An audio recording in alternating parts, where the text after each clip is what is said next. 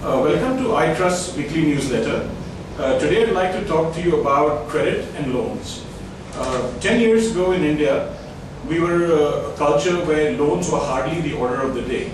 We couldn't even imagine taking a loan to buy a home, or to fund an education, or to buy that latest gadget, or a consumer durable like a refrigerator. Today we become a consumption-oriented society and can buy almost anything by paying a simple EMI payment on that product.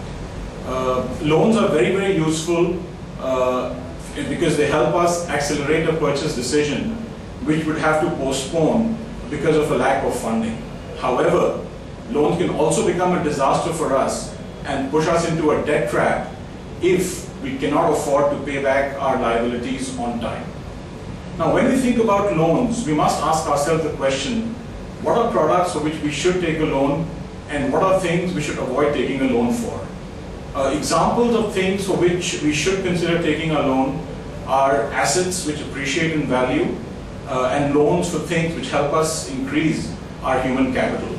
Now, what might these be? If you buy a house on a loan, it's actually a good thing because it's likely that the value of the house would appreciate during the tenure of the house, tenure of the loan. The lender would feel a lot more comfortable lending you money because they have the security of the home against their lending. If you buy a house in which you're staying and it serves a purpose of reducing your rental payments, it's a great thing to do. Similarly, if you take a loan for funding an education, such as an MBA or obtaining a pilot's license, it is a good thing because it helps you to increase your earning capacity and helps you improve your career prospects.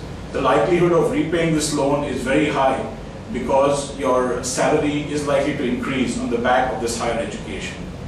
On the other hand, what are things which we should avoid taking loans on, or at least be careful before we think of obtaining a loan? These are things which are consumption-oriented, or loans for assets which could become obsolete or depreciate in value. Loans which we take for funding lifestyle needs, such as a vacation, or buying clothes, or buying that latest shoe, are things which are not always good.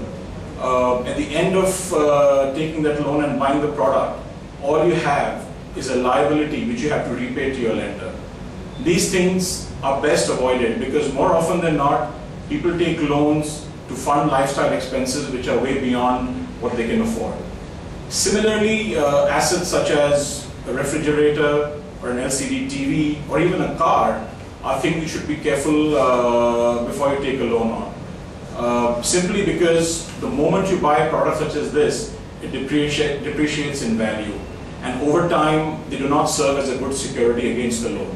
I'm not saying it's bad to take a loan for a car or a refrigerator or a TV, as long as you realize and recognize that this is for an essential expenditure.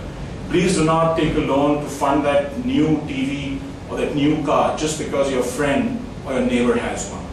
Also, make sure that you have the flexibility and the ability to pay your EMI on the basis of your current income or a certain inflow of cash in the future, and not on the basis of an expected rise in income in the future, because this can lead to a very disastrous consequence and force you into a debt trap. My view is if you follow certain tips and are careful of certain things before you take a loan, you can take advantage of all the credit which is available and not fall into a problem. Ask yourself if you're taking the loan to fund a consumption or whether you're taking the loan to fund an asset. If you're taking the loan to fund a consumption, it probably is a bad thing. If you're taking the loan to fund an asset, ask yourself the question if the asset would appreciate in value or depreciate in value. It's always preferable to take loans against assets which appreciate in value. Third, keep in mind if you can fund the EMI payment out of your current income. Do not rely on future expectations of salary hikes to fund the EMI payment. Four, ask yourself the question if it's worth pushing out the tenure of the loan just to make your EMI more affordable. It's not a wise decision to have EMI payments that extend too far into the future. If you keep some of these basic things in mind, I can assure you that credit's a good thing. We should all be very fortunate that we have the flexibility and the luxury of availing of loans on various type of products. And if we think wisely and think carefully, we can use this to our advantage. So go out and enjoy yourself and take credit for the right things in life.